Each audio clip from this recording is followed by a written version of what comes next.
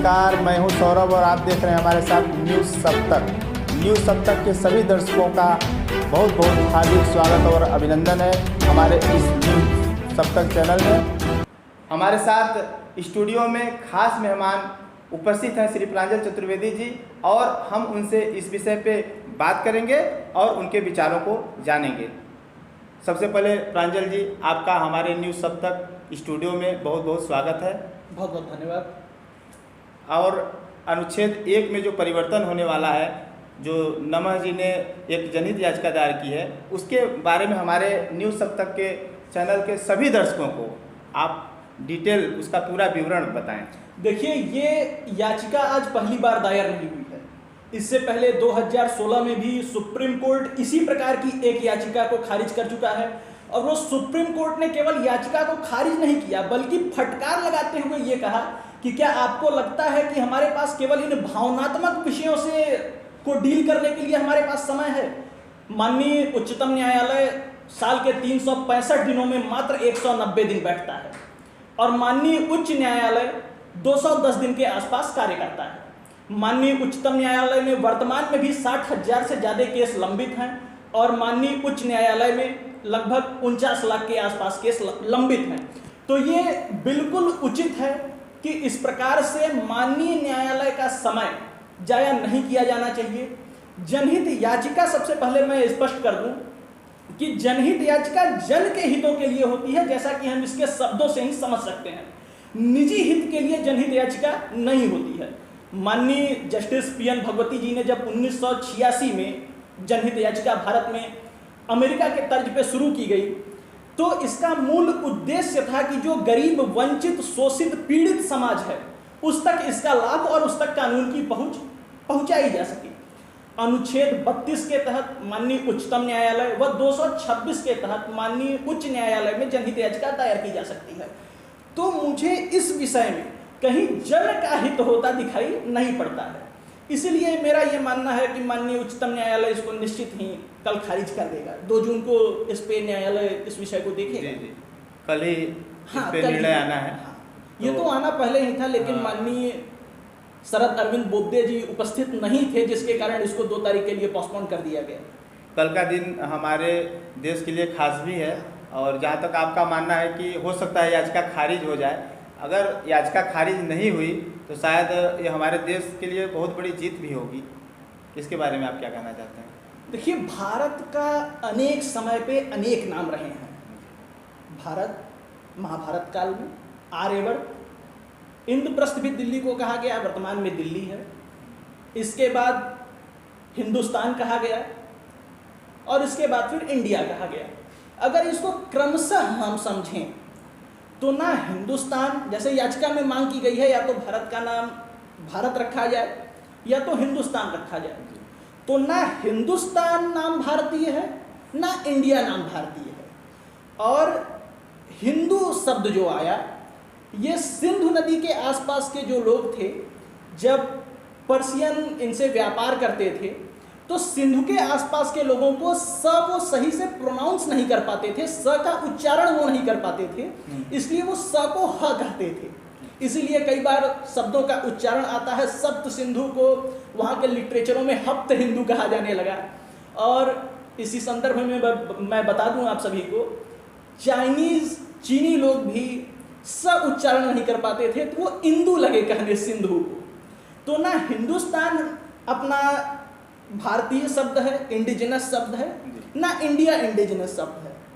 तो संशोधन करके हिंदुस्तान मुझे कतई प्रासंगिक नहीं लगता। हाँ, भारत तो मेरा ये मानना है कि भारत शब्द भारतीय गौरव को, भारतीय परंपरा को, भारतीय सामर्थ्य को और वीरता को दर्शाता है, उसका परिचायक है वो शब्द। इसलिए निश्चित ही अगर माननीय उच्चतम न्यायालय याचिका के प्रति सार्थक रुख अपनाता है, तो निश्चित ही यह सिद्ध होगा कि west can not be always best. ये लोगों को समझने की आवश्यकता है। माननीय प्रधानमंत्री जी ने भी भारत को आत्मनिर्भर बनाने की बात कही। मैं बड़े साफ शब्दों में स्पष्ट कर दूं कि कोई भी देश या व्यक्ति जो कि गुलामी की मानसिकता को सजो के रखता है, संभाल के रखता है, वो कभी प्रगति और उन्नति या नेतृत्व तो नहीं कर सकता। तो इसीलिए मुझे लगता है कि भारत के लोगों के प्रति एक सकारात्मक कदम होगा, क्योंकि भारत के लोग अपने आप को भारत शब्द से अधिक जुड़ा हुआ महसूस करते हैं इंडिया या अन्य शब्दों की तुलना में। अच्छा, भारत शब्द की महिमा बड़ी निराली है। भारतीयों को भारत जन भी कहा गया महाभारत काव्य में, और अगर केवल इस शब्द को महाराज भरत के नाम के आधार पर न देखते हुए एक और इसकी महत्ता है कि भा धन रथ। भा अर्थात भास्कर का प्रतीक है, यानी ज्ञान का प्रतीक है, और रथ अर्थात जो उसकी निरंतर खोज में लगा रहे। तो भारत वह देश है जो ज्ञान की खोज में लगा हुआ है, इसलिए भी ये शब्द बड़ा महत्वपूर्ण हो जाता है।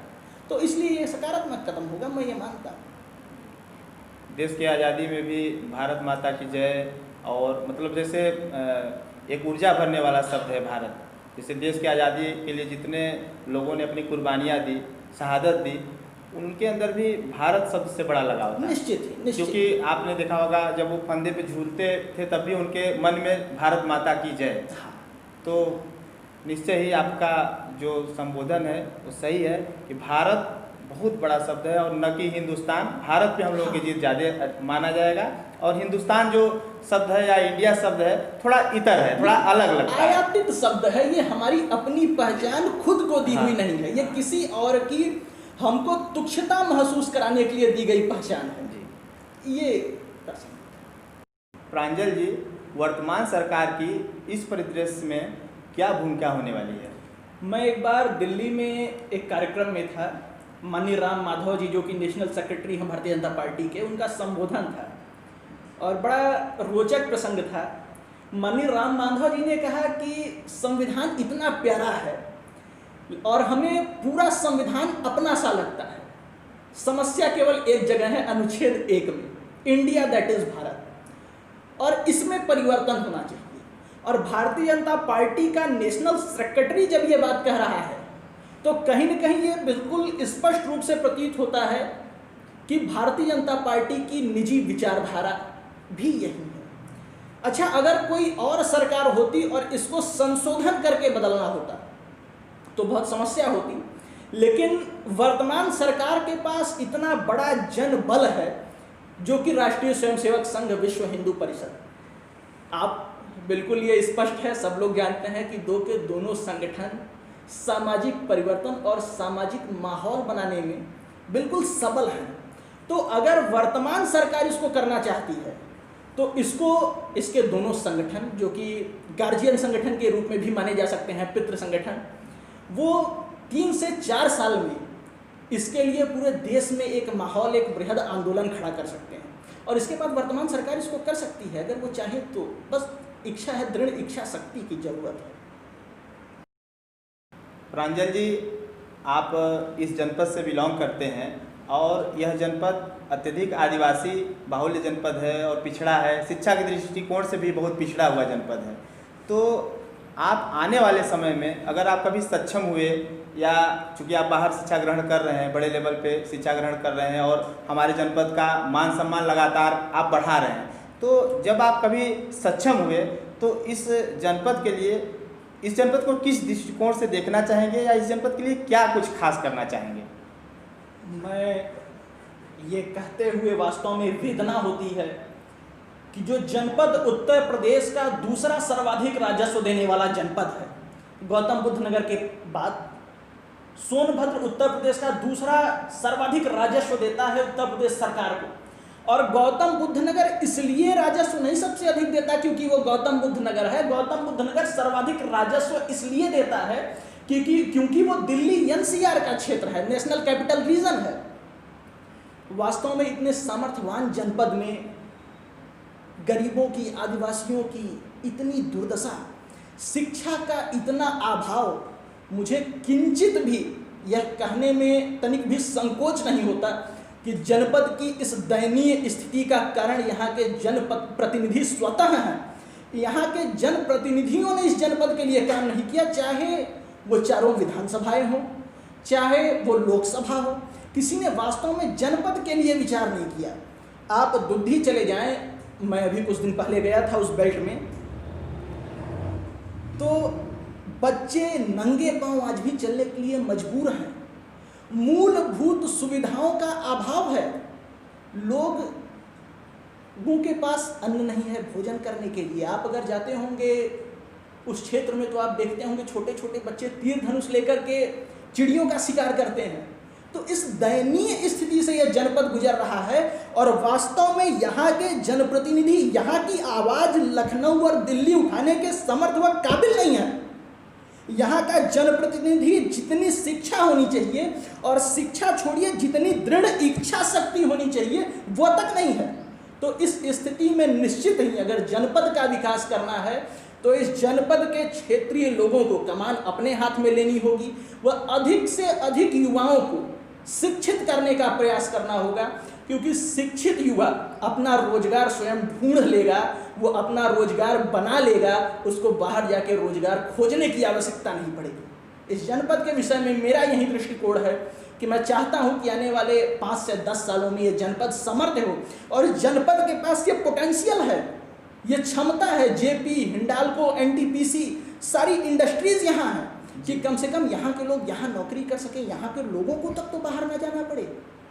यहाँ के स्थानीय लोगों का भी मानना है, काफ़ी युवाओं का, कि एक नारा दिया गया था उद्योगों की भरमार, फिर भी यहाँ के युवा हैं बेरोजगार। बिल्कुल बिल्कुल तो बात सही है आपकी, क्योंकि यहाँ पे बहुत उद्योग हैं और बहुत अवसर भी हैं, लेकिन यह दुर्भाग्य है हमारे जनपद का कि यहाँ के लोग बाहर जाके नौकरी कर रहे हैं। अभी तो मजदूरों का पलायन आप देख ही रहे हैं, रिसेंटली अभी तत्काल का है।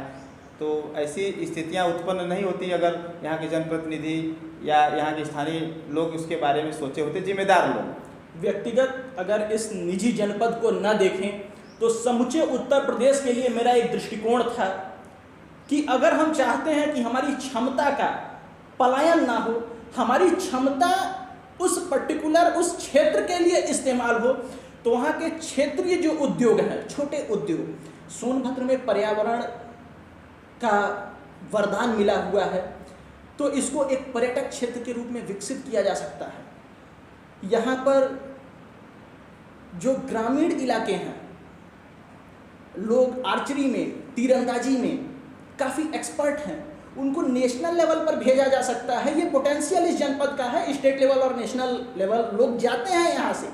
तो इस प्रकार की क्षमताओं को यहाँ के लिए विकसित किया जाए। हमारा पड़ोसी जनपद वाराणसी में साड़ी, कालीन का एक बहुत बड़ा उद्योग है जो अब समाप्ति के कगार पे आ पहुँचा है। वरना एक समय था कि बनारस की साड़ी पूरे भारत में प्रसिद्ध थी। उसके बाद हम जाए प्रतापगढ़ के आंवले, उसके बाद हम जाए भदोही के कालीन, अलीगढ़ के ताले, फिरोजाबाद की चूड़ियाँ। तो हर जगह हर क्षेत्र में रोजगार के अवसर मौजूद हैं। अगर आवश्यकता है तो सरकार के इच्छा शक्ति की, जो उस रोजगार को वहाँ के लोगों के लिए बढ़ा सके।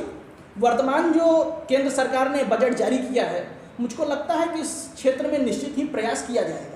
और अगर इस क्षेत्र में प्रयास किया गया तो निश्चित ही अगर हर एक क्षेत्र के को मद्देनजर रख करके प्रयास किया जाए तो भारत एक आर्थिक महाशक्ति बन सकता है और बेरोजगारी की समस्या हल हो सकती है। सबसे बड़ी बात तो ये है।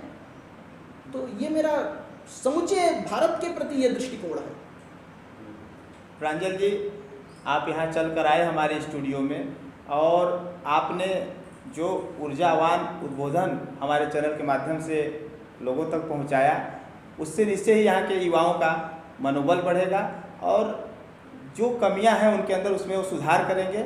और जो बेरोजगारी की मार दंश झेल रहे हैं युवा, निश्चय ही आपके इस संबोधन से, आपके द्वारा दिए गए मैसेज से उनके में परिवर्तन आएगा और वो जागरूक होंगे। निश्चित ही यही हम सबकी इच्छा है।